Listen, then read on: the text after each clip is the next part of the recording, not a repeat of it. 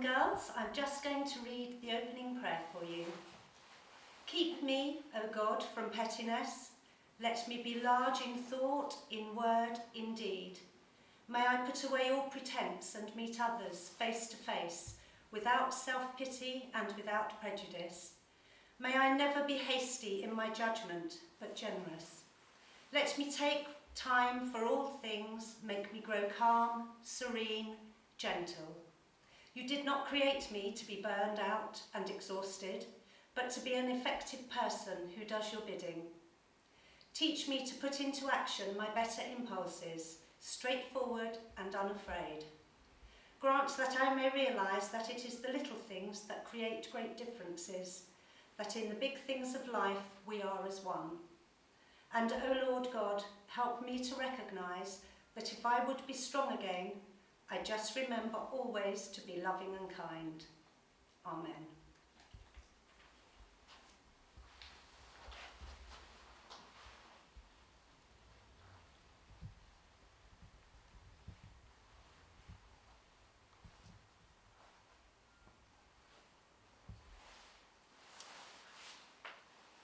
Let no one ever come to you without leaving happier.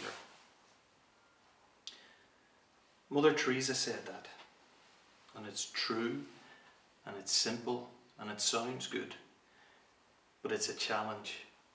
Even at the best of times, it's a challenge. And it's certainly a challenge now. The excitement and the novelty of online classes has long worn off.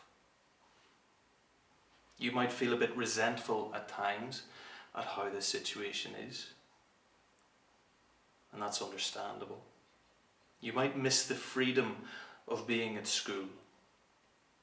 And of all the things that have come out of this entire coronavirus situation, I'm sure none of us expected the phrase, the freedom of being at school, to be one of them.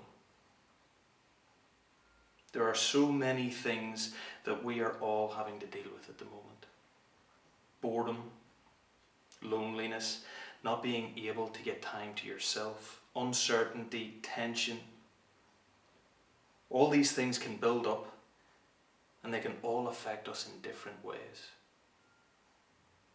So today, at the end of this strange and difficult half term, I want you to do a couple of things. First of all, I want you to congratulate yourself. Congratulate yourself on making it through. And secondly, I want you to give yourself permission to feel the way you're feeling. I want you to acknowledge that whatever emotions you're feeling, they're okay. You don't have to hide and you don't have to feel guilty about having those emotions.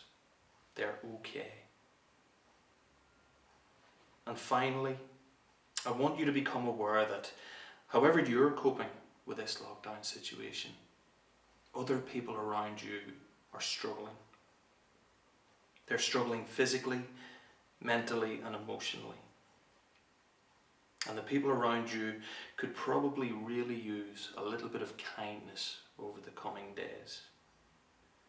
Just like a smile, kindness is the gift that the more you give, the more you receive, especially when you don't feel like it. I'm going to stop now. I just wanted to leave you with that message. It's your half term, and you have earned your half term. Just remember that the people in your life need kindness right now, whether or not they look like it. And you might need a touch of kindness too, and that's okay too, and just ask. We're all in the same boat, and we're all looking out for each other. Stay safe, and we will see you all soon. But for now, exit Teams, shut your books, and we'll allow the words of Cornelia Conley to take us into the half-term break. God bless.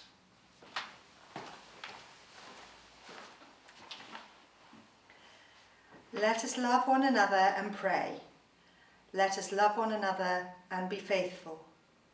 Let us love one another and be humble, and be filled with the charity of God. Let us love one another with God, in God, and for God.